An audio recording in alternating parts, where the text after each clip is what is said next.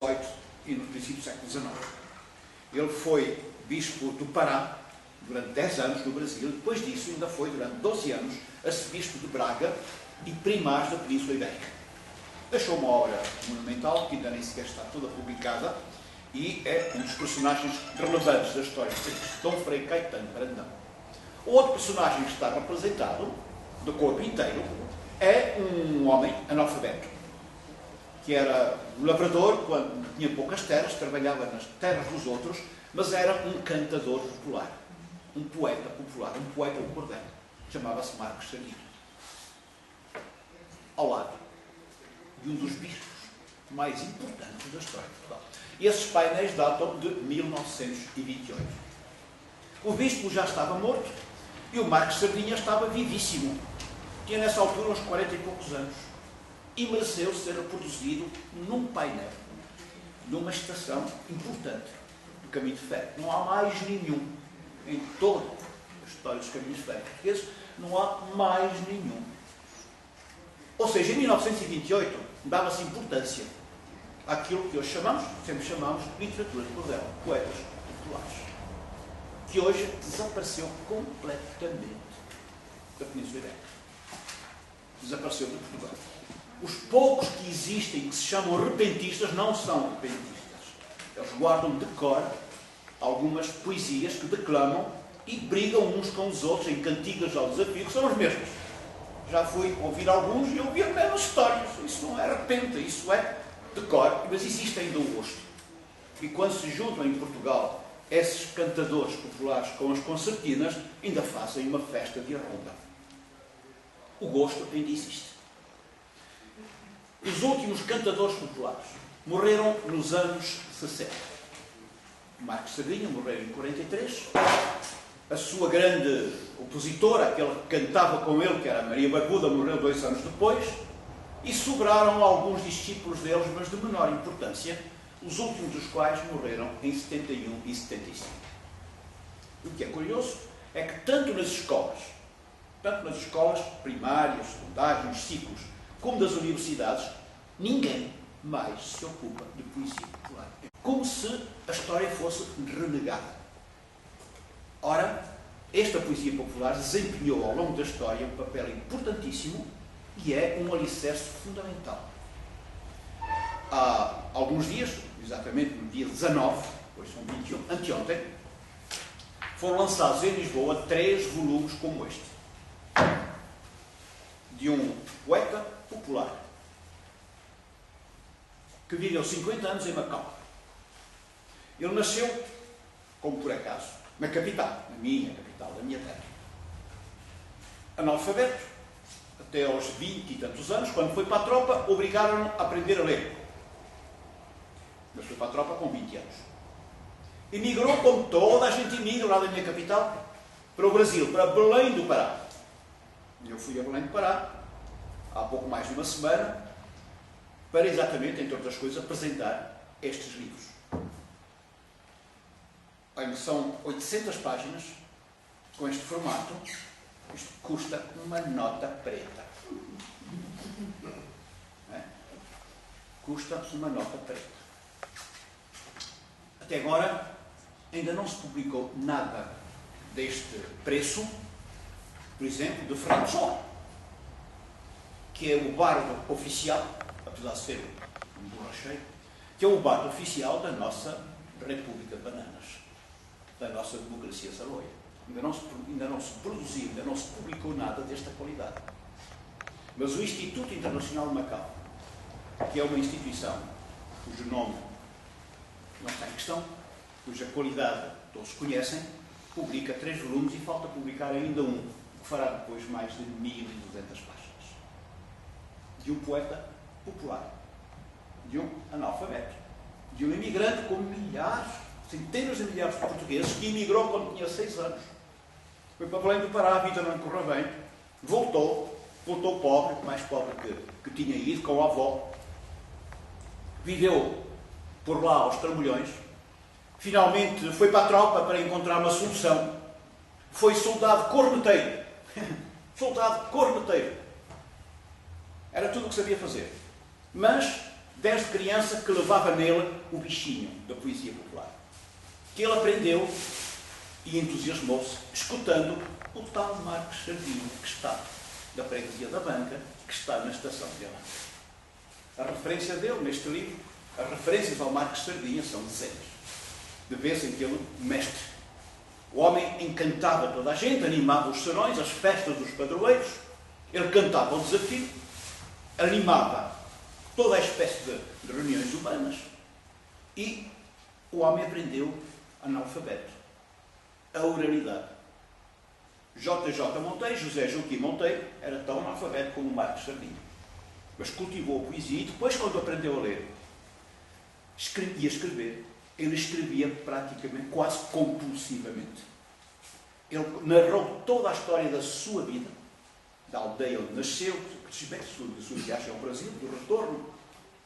E a história, que são os outros 2 volumes, eu não trouxe porque é muito pesado, 50 anos da história de Macau. Toda em verso. Toda. Não falta nada.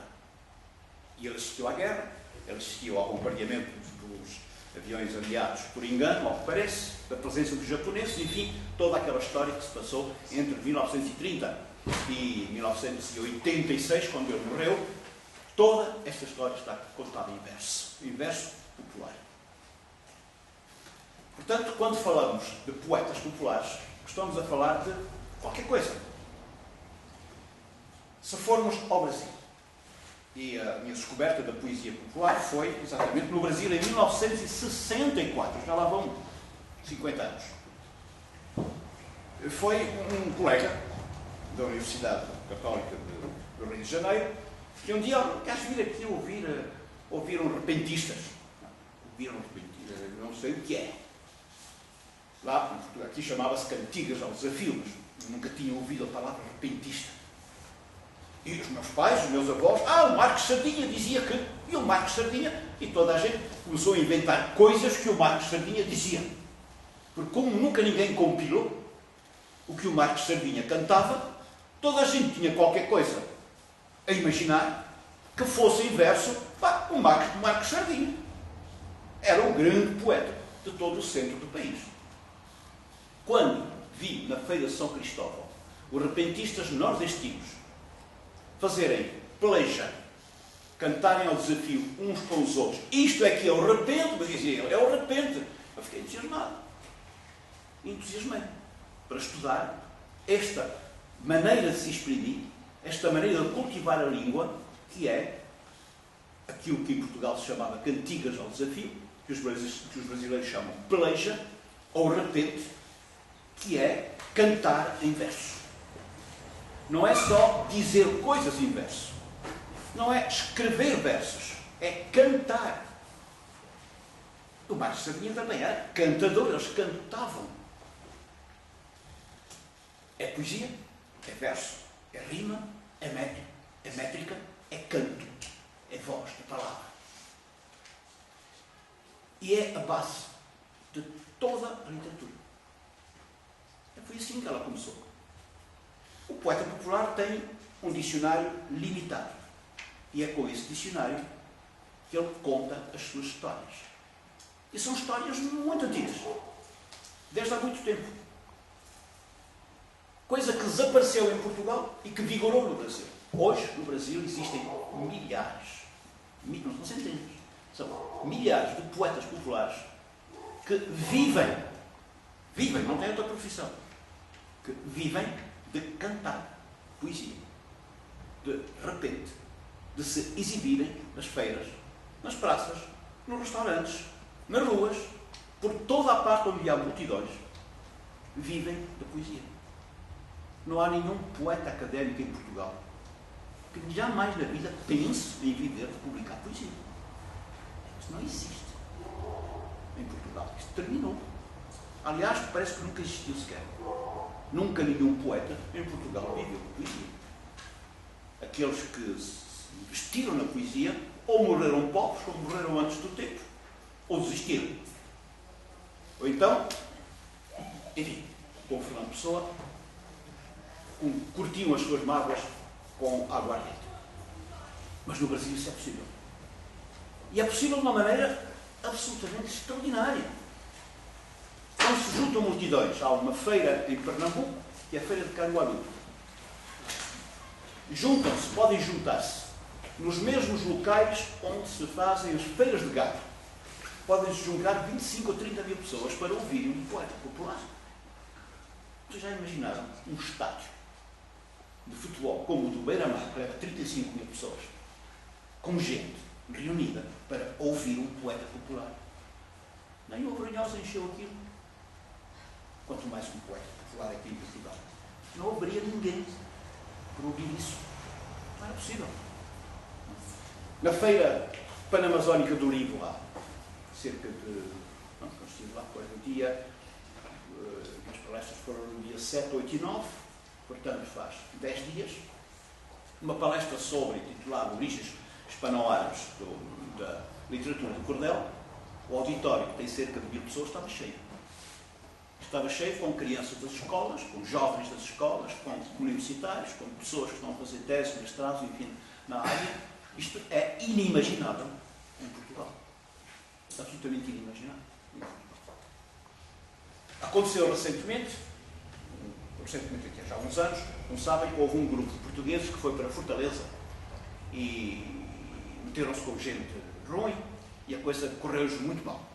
Tão mal que eles morreram, foram mortos.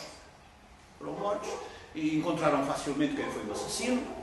Havia lá uma história de garotos por meio, não sei o que, enfim, pronto, já se enganaram-se, foram para lá à procura de uns certos benefícios e depois deram-se mal. Morreram.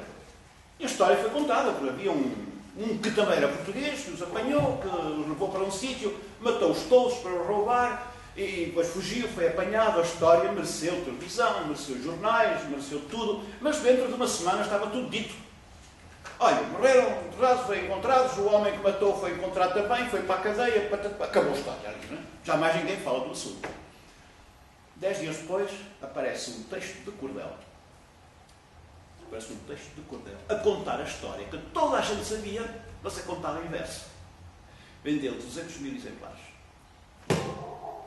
Vocês imaginam um grande poeta deste país vender 200 mil exemplares num folheto?